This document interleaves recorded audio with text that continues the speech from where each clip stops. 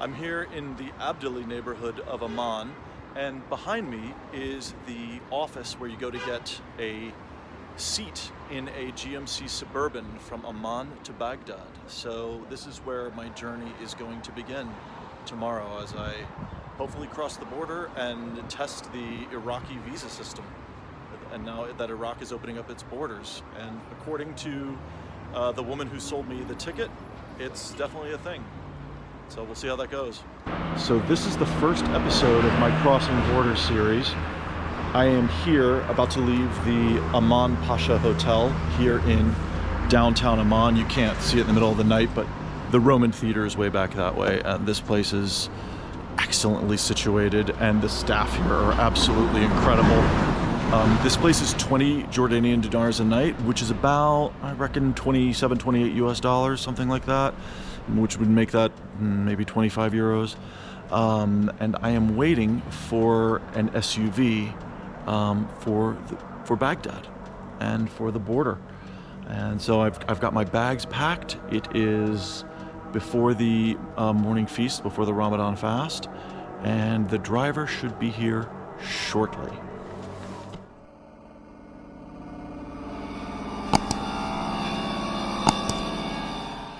So just to give some of the logistics of how today worked, a friend of mine sourced out where the SUVs make the Amman to Baghdad run, which are an office that we found, and we booked a ticket a day in advance, and it is $100 US for foreigners. That is basically people not from the region, or perhaps maybe just non-Arabic speakers or native Arabic speakers. So it's $75 for locals. It has to be paid with a $100 bill, and the bill can't be too old. It has to be a current, like a recent printing of the US $100 bill note. And the Iraq visa is $75, which has to be paid in, I believe, exact change. And apparently there was also a $2 fee for the visa sticker, according to a British friend of mine who was recently in Baghdad. So it is $77 total. I am told that no change is given, so that if you give them, say, $80 or $100, they can't give you any change at the border. So those are some of the nuts and bolts of how this came about. I got the business card of the driver from the office, and then I had the hotel call them to confirm it. And now it's the middle of the night, or the early in the morning, depending on your perspective. And the hotel clerk, the night clerk, and I are waiting for them to show up. Taxi is here, and we're heading towards the border.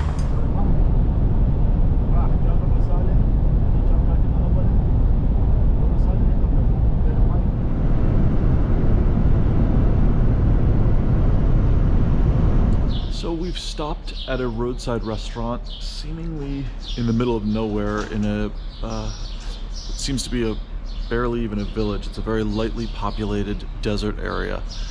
And owing to social customs during Ramadan, we're not actually stopping for food. We're essentially just stopped at a roadside restaurant to use the bathroom and stretch our legs a little bit. And I'm absolutely exhausted, but I'm happy that this trip is moving forward.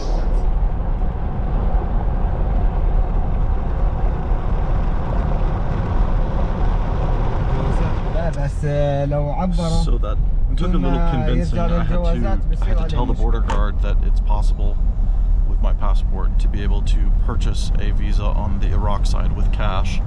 The Jordanian guy was kind of skeptical, so I had to kind of try and talk it through, and we're heading to the other side, so we'll see how this goes.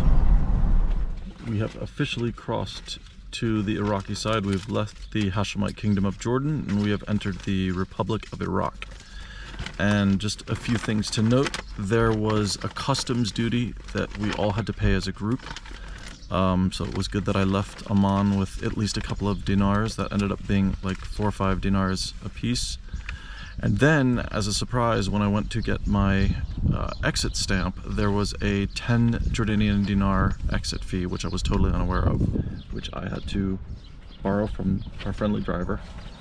And now I'm in in the Iraq entry area, and I have to figure out how to get the visa. So that will be the next step. But we are officially in Iraq. Very, very patiently waiting for my visa here at Iraqi immigration. This is a test of patience. It's about being quiet, not making eye contact, and most importantly, not asking any questions and having exact change for the visa. Okay, I did it.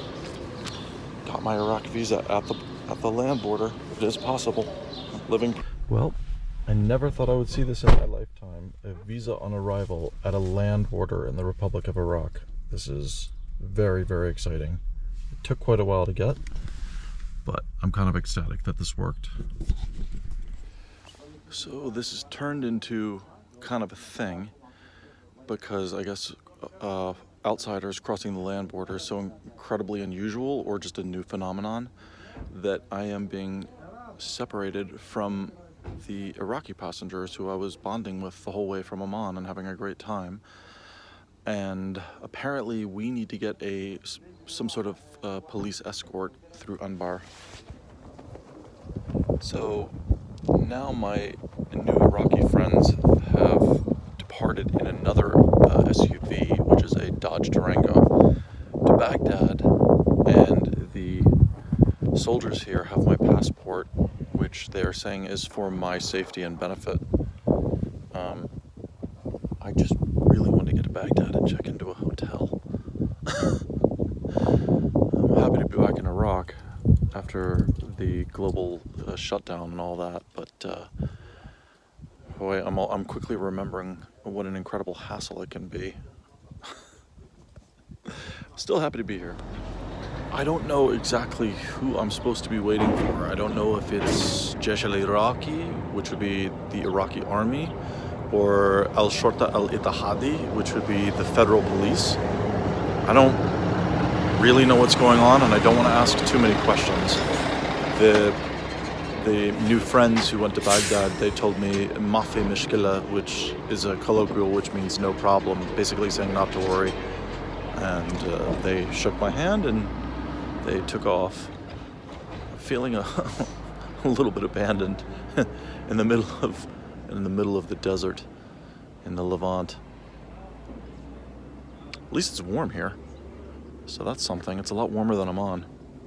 What all the delay was about is we are getting an armed escort here through the westernmost reaches of Al-Anbar from the Iraqi National Guard. And that was why they made us wait, and it's apparently mandatory if you are from somewhere wildly outside the region.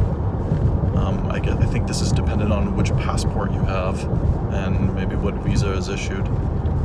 Not quite sure. Don't know exactly what the deal is. I'm just kind of going with it.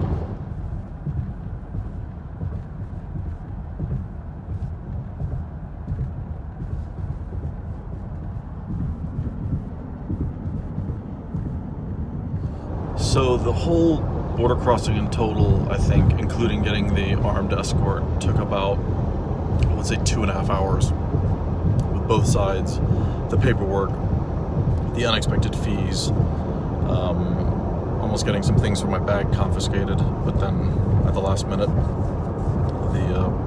the customs agents on the Iraqi side relented. That was strange. And I don't know how far we're going with the escort. We're driving at the speed limit, and yeah, it's pretty barren land out here. You can see it's just, there's really no place to hide as far as somebody launching a certain type of operation to cause trouble.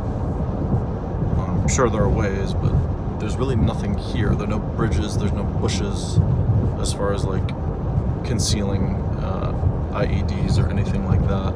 So, but I'm sure they have their reasons. So now our armed escort has switched to another unit, it seems. So we were being led by an up-armored Toyota four-wheel drive pickup, And now we are following a Humvee that looks a little worse for the wear. It looks like it's like 2003, 2004-ish. And now we're back riding more through the desert.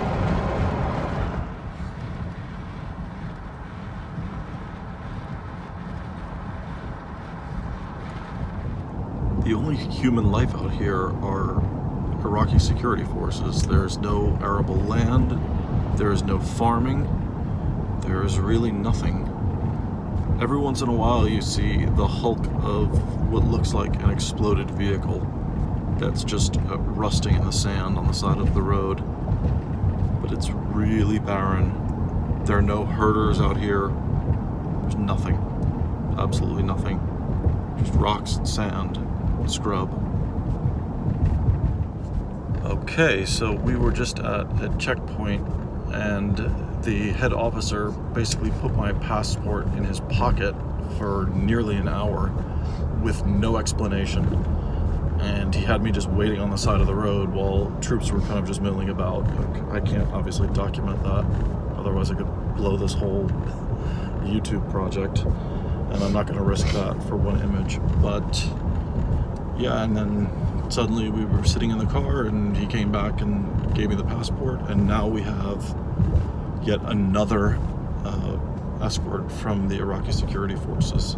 I'm not even sure which sector of that these guys are from, but we're back on the road at least. But we seem to be moving at a snail's pace. We appear to be stopping at yet another checkpoint. This is, wow.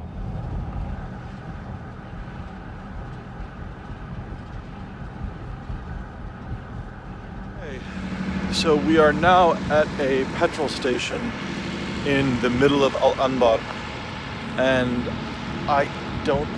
we still haven't made it to Fallujah yet. We haven't even approached any of the Anbari cities west of Baghdad. It's been a never-ending, absolutely grueling string of checkpoints with lots and lots of misunderstandings, and I think we must have been through something like 20 checkpoints, and there is no coherent strategy. They don't really know what to do with a Westerner who's just crossed the land border. I think this policy is still new enough that a lot of it isn't ironed out, and I think there's probably so few outsiders that trickle into this region. I mean, my guess is that the government of Prime Minister al-Sudani really wants to make a display of how much they are in control of Al-Anbar. There is, the National Guard, there is their federal police. I have seen some Hashtashabi, which in English is known as the Popular Mobilization Units, which are the largely Shia militias that help defeat IS here in Anbar. So yeah, it's just a crazy scene here. So hopefully we'll finally get to Baghdad, or at least even Fallujah. Hello.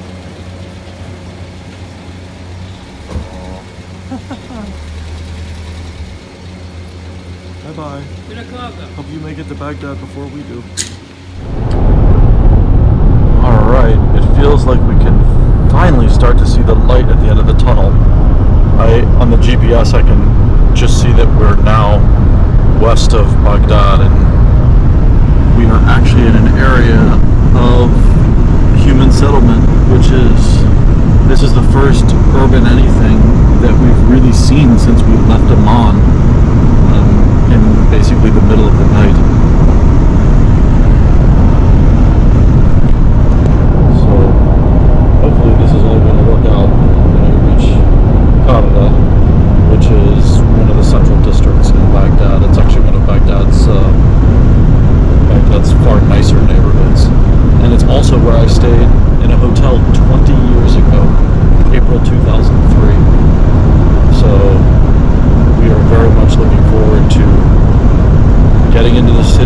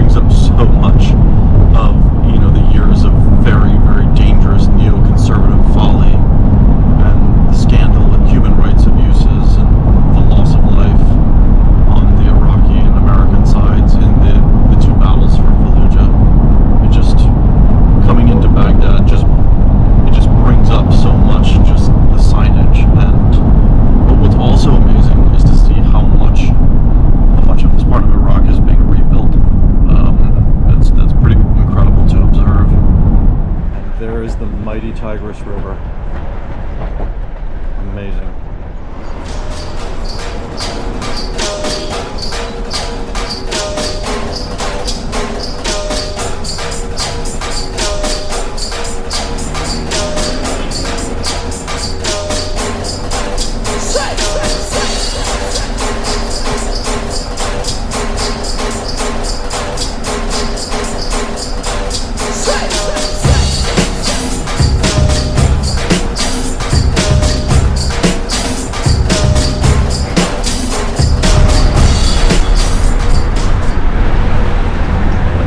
And here it is, door to door, hotel to hotel. Wow, what a day. Well, that was an incredibly long travel day, but I feel like I actually really accomplished something. With scant information, I mean, Google was pretty much no help on trying to do this land border crossing. But in the end, as tough going as it was, and it was a tough day, I mean, there were about, I must have hit somewhere in the realm of 30 checkpoints from Amman to Baghdad. None in Jordan, all on the Iraqi side. And it was hard, it was long, you know, especially during Ramadan.